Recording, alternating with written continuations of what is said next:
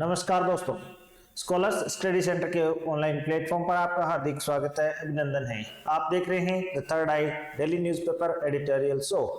आज 27 नवंबर है और सुबह की आज पहला जो अपना एडिटोरियल है वो मॉर्निंग में अब हमेशा अपने को सुबह 7 बजे से मिला करेगा। तो आप सुबह 7 बजे से इसको ट्यून इन होकर के देख सकते हैं। तो आइए देखते हैं अपने क्या जो वोकैब रहने वाली है इसके अंदर।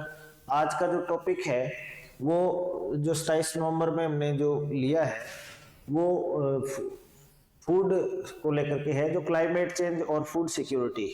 तो क्लाइमेट चेंज का फूड सिक्योरिटी पे क्या फर्क पड़ने वाला है, तो जलवायु परिवर्तन हमारी खाद्य सुरक्षा संकट को कैसे बढ़ा सकता है इसको देखेंगे। तो रीडिंग स्किल्स बढ़ाते हुए हम अपना आज का वोकैब स्टार्ट करते हैं। तो चलिए दोस्तों, पहला अपना जो शब्द है वो देखते हैं। तो आज की वोकैब में पहला शब्द आ रहा है ड्रॉट, सूखा। तो a long period without rain, सूखा, अनावृष्टि या शुष्कता जिसे अपने कहते हैं। तो एरिडिटी जिसे अपने कहेंगे एरिडिटी, ड्राइनेस या प्रोसेकनेस, ये इसके सिनोनिम हो जाएंगे। जो प्रोसेक है वो ड्राई है, ड्राइनेस सूखापन है और एरिडिटी शुष्कता होता है। एब्यूंडेंस पर्याप्तता या एक्सेस, तो ये है जो पर्याप्तता होती है, जो पर्याप्तता है या फिर एक्सेस है अत्यधिक है। तो जो अत्यधिक घनघोर वर्षा है तो उसको अपने क्या कह देंगे, इसका जो इंटोनिम हो जाएगा। The drought in Somalia is causing terrible human suffering. Somalia में है जो सूखा है वो बहुत ही बड़ी मानवीय है, जो संकटों का कारण बना हुआ है। तो ये इसका वाक्य में प्रयोग हुआ। चलिए दूसरा शब्द देखते हैं आज का, मिटिगेशन। मिटिगेशन कम करना, शमन करना, न्यून करना, न्यूनीकरण। तो जो शमन करते हैं अपने, कम करते हैं, तो शमन करना, कम करना, घटाना, ये इसका क्या हो गया, रिड्यूस करने के अर्थ में। तो reducing risk of loss from the occurrence of any undesirable event, कोई भी अनचाही जो घटना है उससे जो खतरा होता है उसको जो कम हम करते हैं तो हम कहते हैं जिसे मिटिगेट करना, कोई भी डेंजर है उसको कम करना। तो एलिवेशन या रिडक्शन, जिसे पॉवर्टी एलिवेशन हम काम करते हैं, रिड्यूशन की पॉवर्टी को कम करेंगे, पॉवर्टी को मिटिगेट करेंगे, तो उसको रिड्यूस करेंगे, उसको घटाएंगे। तो घटाना तो उस अर्थ में है जो हम मिटिगेशन का प्रयोग करते हैं। इंटेंसिफिकेशन या इंक्रीज, तो इंटेंसिफाई करना, बढ़ा देना, वो ज्यादा कर देना, इंक्रीज कर देना, तो ये एंटोनिम हो जाएगा। We wouldn't allow the truth of such imputation to be even pleaded in mitigation. तो हम इस तरह की सच्चाई को बिल्कुल अलाउ नहीं करेंगे कि वो जो प्लीडेड इन मिटिगेशन, तो वो इसके इम्प्यूटेशन को चाहे कितना ही न्यून कर दे, हम इसकी अनुमति नहीं देने वाले हैं। ये इसका वाक्य में प्रयोग हुआ। Next is viable. वायबल आप जानते हो, प्रैक्टिबल। एडजेक्टिव है part of speech that can be done, that will be successful, जो अपने बूते बढ़ सके, सफल हो सके। फिजिबल हो, जो प्रैक्टिकेबल हो, जैसे अपने कहते हैं फिजिबल, व्यवहार्य रिपोर्ट क्या है, तो जो व्यवहार्य हो यानी जिसे व्यवहार में व्यवहार्य है, तो जो व्यवहार में लाई जा सके, प्रैक्टिकली उसको लागू किया जा सकते। ऐसा नहीं हो वो इम्प्रैक्टिकेबल हो जाएगा। जो फिजिबल नहीं है तो वो अनफिजिबल हो जाएगा, अन लगने से इसका ठीक ऑपोजिट बन जाएगा। There was a viable alternative after all, तो अंततः इसका एक व्यवहारिक प्रैक्टिकल अल्टरनेटिव था, विकल्प था, ऑप्शन था। क्या था? ऑप्शन था। तो ये इसका वाक्य में प्रयोग हुआ। Next is substantial. So substantial adjective है, लार्ज इन अमाउंट, अत्यधिक मात्रा में। क्या हो जाएगा? अत्यधिक मात्रा में। तो अत्यधिक मात्रा या संख्या जो भी है, मच। तो कंसिडरेबल और वेटी, तो बहुत ज्यादा के अर्थ में है जो ये आ जाएगा अपना, ज्यादा हो।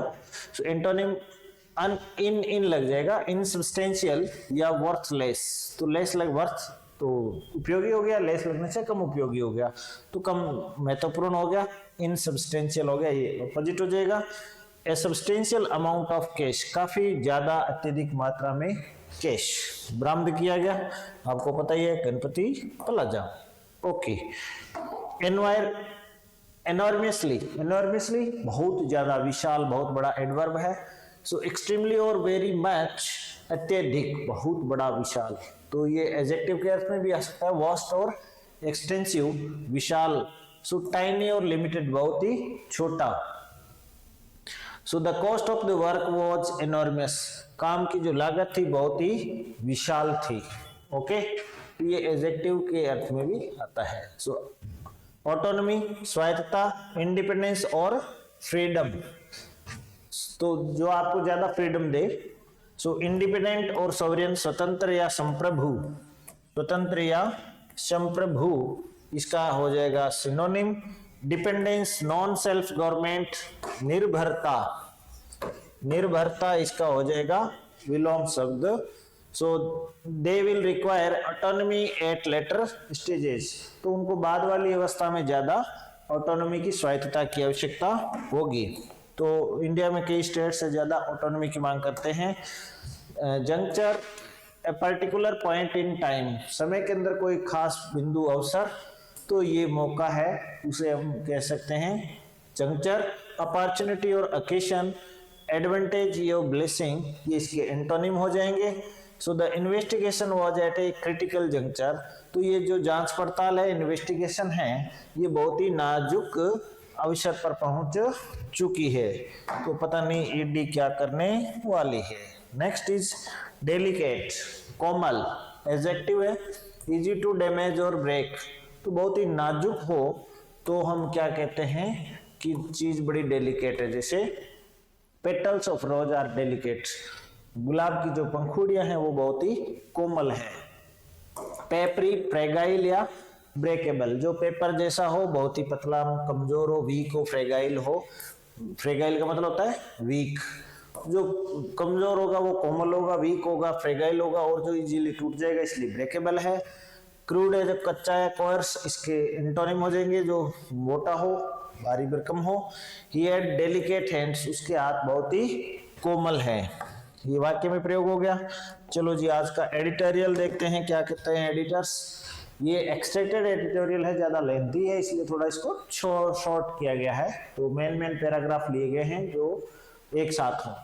So need for climate smart agriculture in India, Bharat के अंदर क्लाइमेट स्मार्ट एग्रीकल्चर, जलवायु के प्रति संवेदनशील हम कृषि करते हैं बड़ी चतुराई से, उसको कहा गया है क्लाइमेट स्मार्ट। सो क्लाइमेट को ध्यान में रखते हुए नई टेक्नोलॉजी के साथ हम कृषि करेंगे, that is climate smart agriculture है, उसकी हमें आवश्यकता है भारत के अंदर। So climate smart agriculture has the potential to assure food security, अगर हम क्लाइमेट स्मार्ट कृषि करेंगे, जलवायु को ध्यान में रखते हुए खेती करेंगे, तो उसमें ऐसी संभावना है कि वो भारत को आश्वस्त करे, एश्योर करे फूड सिक्योरिटी के लिए, खाद्य सुरक्षा के लिए। सो एम्पावर फार्मर्स, वो फार्मर्स को पावर से एम्पावर यानी सशक्त करना, तो वो किसानों को सशक्त कर सकेगी। And protect our delicate ecosystem, और वो हमारे जो नाजुक डेलिकेट इकोसिस्टम है, पारिस्थितिक तंत्र है, उसको भी क्या करेगी, प्रोटेक्ट करेगी, सुरक्षा प्रदान करेगी। Two most important issues facing humanity in the 21st century are climate change and food insecurity, security नहीं इनसिक्योरिटी। तो दो महत्वपूर्ण जो मुद्दे हैं 21वीं सदी में जो मानवता के सामने हैं, उसका जो मानवता सामना कर रही है, वो दो मुद्दे हैं। पहला है क्लाइमेट चेंज और दूसरा है खाद्य असुरक्षा, यानी कि भोजन को लेकर के हम सुरक्षित नहीं है। सबसे बड़ा संकट आने वाला है खाने की चीजों का। Some of the ongoing effects of climate change such as, इस जलवायु परिवर्तन के कुछ जो बदलाव है जो हम देख रहे हैं, जैसे कि हीट वेव्स, बहुत ज्यादा लू पड़ना, गर्मी पड़ना, फ्लैश फ्लड्स, अचानक ही जलप्लावन होना, ड्रॉट्स, सूखा पड़ना, एंड साइक्लोन्स और चक्रवातों की घटनाएं are negatively influencing lives and livelihoods, ये लोगों के जीवन को और आजीविका को, लिवलीहुड यानी आजीविका, लोगों की इनकम को भी प्रभावित कर रहे हैं, जीवन को भी संकट में डाल रहे हैं। द वर्ल्ड, अब आपने देखा होगा इंडिया में, चाइना में, पाकिस्तान में, नेपाल में, यहाँ फ्लड आ गए, अचानक से बाढ़ आ गई, या रेगिस्तान में ऑस्ट्रेलिया के अंदर, या अपने राजस्थान में, या सोमालिया में, इधर बहुत ही सूखा पड़ रहा है। So the world southern continents are reportedly experiencing severe drought due to climate change. जलवायु परिवर्तन के कारण दुनिया के दक्षिणी उपमहाद्वीपों में सीवियर ड्रॉट, बहुत ही गंभीर सूखे पड़ रहे हैं। सूखा भी कैसा है, बहुत ही सीवियर कंडीशन के अंदर, गंभीर हालत में। विच नेगेटिवली इम्पैक्ट्स एग्रीकल्चरल प्रोडक्शन, जो कि नकारात्मक रूप से कृषि उत्पादन को प्रभावित कर रहा है, यानी कि कृषि का उत्पादन बहुत ही घट रहा है। एंड फार्मर्स लिवलीहुड, और इसे जो किसानों की जो आजीविका है वो भी नेगेटिवली इम्पैक्ट हो रही है नकारात्मक रूप से। बहुत population expansion and dietary changes, दो कारण है इसके। एक तो जनसंख्या का विस्तार। अब देखो पैसेज को कंप्रीहेंड करना है, इसके रीजन क्या है, पहले समस्या बता दी, अब बता रहे हैं कॉज बता रहा है, कारण बता रहा है कि एक तो पॉपुलेशन एक्सपांशन हो रहा है, जनसंख्या का विस्तार हो रहा है, जनसंख्या बढ़ रही है। दूसरा डाइटरी चेंजेज, लोगों के खाने की जो आदतें हैं वो बदल रही है। Are contributing to an increase in the demand for food, इसकी वजह से बढ़ी हुई जनसंख्या से भोजन की मांग बढ़ी है और लोगों के डाइटरी चेंज भी बढ़े हैं। लोग नॉन वेजिटेरियन से वेजिटेरियन होते जा रहे हैं, तो इसलिए वेजिटेरियन फूड की डिमांड बढ़ रही है। The effects of the environment on farm output only add to the difficulty। अब जो पर्यावरण के जो फार्म आउटपुट है, खेतों से जो उत्पादन हो रहा है, उस पर पर्यावरण की वजह से, क्लाइमेट चेंज की वजह से पर्यावरण के दुष्प्रभाव जो हमारे पड़ रहे हैं वो और कुछ नहीं, इस कठिनाई में कुछ जोड़ रहे हैं, उसमें आग में घी का काम कर रहे हैं, उस कठिनाई को बढ़ा रहे हैं। चलिए जी आगे क्या कहता है, एज ए रिजल्ट, इसके परिणाम स्वरूप, climate as a result of climate change, इस जलवायु परिवर्तन के परिणाम स्वरूप the traditional farming practices are becoming less productive. जो परंपरागत जो फार्मिंग है, वो जो प्रैक्टिसेस हैं, वो जो तौर तरीके हैं, वो कम महत्वपूर्ण होते जा रहे हैं। Climate change is increasing the dangers faced by farmers. जलवायु परिवर्तन है वो किसानों द्वारा फेस किए गए जो खतरे हैं, किसान जिन खतरों का सामना कर रहा है उनको जलवायु परिवर्तन है वो बढ़ा रहा है। Prompting them to reevaluate their practices, और उनको प्रॉम्प्ट कर रहा है, प्रोत्साहित कर रहा है कि वो अपने जो तौर तरीके हैं उनको री इवेल्युएट करे, उनकी फिर से समीक्षा करे। Farmers are taking a variety of adaptation measures, किसान हैं जो तरह तरह के एडेप्टेशन मेजर्स, अनुकूलन अपना रहे हैं, to reduce the negative effects of climate change, ताकि वो क्लाइमेट चेंज, जलवायु परिवर्तन के नकारात्मक प्रभावों को कम कर सके। The need for a holistic strategy is driven by climate change. अब जो नीड फॉर होलिस्टिक स्ट्रेटेजी है, होलिस्टिक क्या होता है, समग्र, टोटलिटेरियन, एक समग्र रणनीति की आवश्यकता है, जो कि driven by climate changes dual challenges of the adoption and mitigation. तो दो तरह से वो स्ट्रेटेजी है वो प्रभावित होनी चाहिए, उसमें दो चैलेंज क्या क्या है, driven by climate change dual challenge, दो चुनौतियां हैं। पहली है एडेप्टेशन एंड मिटिगेशन, कि एक तो उसको अडेप्ट किया जाए, उसके अनुकूलित हुआ जाए, दूसरा उसको न्यूनीकरण किया जाए दुष्प्रभावों को। And the pressing need for agricultural production, pressing need अत्यधिक जरूरत, बहुत ही ज्यादा सख्त आवश्यकता है कृषि जो उत्पादन है उसको बढ़ाने की, टू राइज बाय 60% बाय 2050। 2050 तक कृषि उत्पादन को 60% तक कृषि उत्पादन बढ़ाने की अत्यधिक आवश्यकता है, और in order to fulfil food demand, और वो आवश्यकता क्यों है, टू फुलफिल फूड डिमांड, भोजन के लिए जो मांग है उसकी पूर्ति के लिए 60% कृषि उत्पादन बढ़ाने की आवश्यकता है। एज ए वायबल ऑप्शन, इसका एक बड़ा ही वायबल ऑप्शन है, बड़ा ही एक प्रैक्टिकल व्यवहार्य जो ऑप्शन है वो क्या है, क्लाइमेट स्मार्ट एग्रीकल्चर। जो हम खेती करें वो CSA हो, क्लाइमेट स्मार्ट एग्रीकल्चर हो, जलवायु परिवर्तन को ध्यान में रख करके प्रोवाइड्स ए होलिस्टिक फ्रेमवर्क, जो उन्हें बड़ा ही होलिस्टिक एक समग्र अप्रोच की ओर ले जा रहा है। The Food and Agriculture Organization said in 2019, ऐसा FAO ने 2019 में कहा था, climate smart agriculture is an approach for transforming food and agriculture systems. क्योंकि क्लाइमेट स्मार्ट कृषि है, जो जलवायु के अनुकूल जो कृषि है वो एक ऐसा तरीका है, अप्रोच है for transforming food and agriculture system, जिसे हम है जो भोजन और जो कृषि का जो व्यवस्था है उसमें रूपांतरण कर सकते हैं, ट्रांसफॉर्म कर सकते हैं इस पूरी व्यवस्था को, टू सपोर्ट सस्टेनेबल डेवलपमेंट, जिसे हम है जो वहनीय विकास को सपोर्ट कर सकते हैं, एंड सेफगार्ड फूड सिक्योरिटी, और खाद्य सुरक्षा की व्यवस्था कर सकते हैं अंडर द क्लाइमेट चेंज, इस जलवायु परिवर्तन के तहत।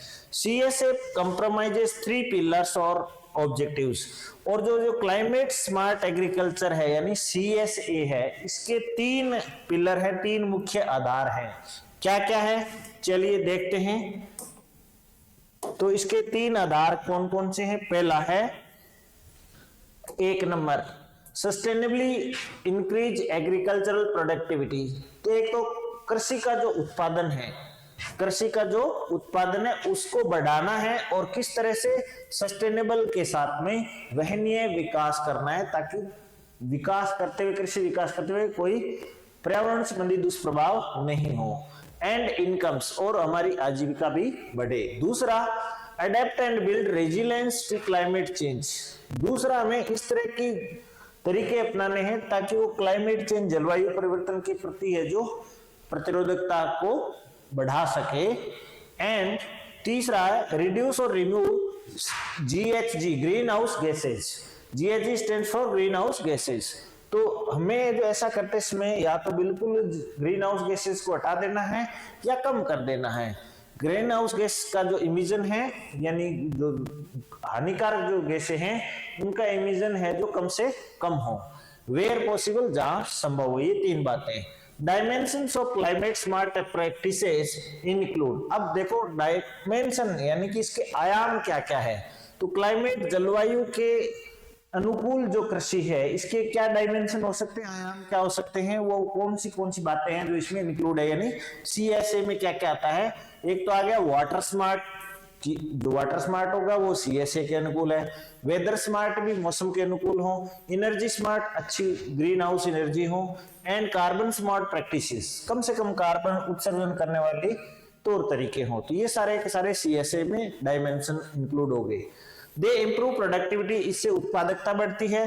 Deal with land and agriculture degradation, deal with land degradation, और ये जो जमीन के जो मृदा का जो क्षरण है, डिग्रेडेशन, मृदा का क्षरण होना, उसका इरोजन होना, उसको उसकी उत्पादकता कम होना, उसे भी डील करता है।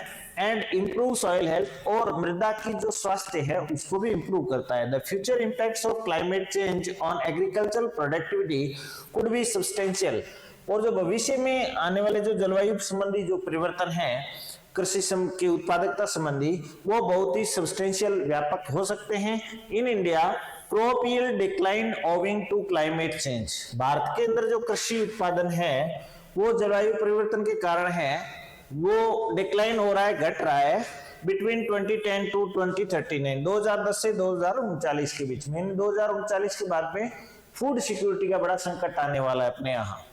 तो could be as high as 9%, यानी 9% लोगों के लिए खाने का संकट आ जाएगा। In order to combat climate change, अब इस क्लाइमेट जलवायु परिवर्तन से कम्बैट करने के लिए, फाइट करने के लिए, लड़ने के लिए, इसका सामना करने के लिए, and sustainably boost agriculture output, और कृषि का जो आउटपुट है, उत्पादन है, उसको अच्छी तरह से बढ़ाने के लिए, एंड रेवेन्यू, और राजस्व बढ़ाने के लिए, a radical reform of the agriculture industry is required. तो कृषि जो उद्योग है उसमें में काफी रेडिकल, तत्काल बड़े चेंज लाने की आवश्यकता है।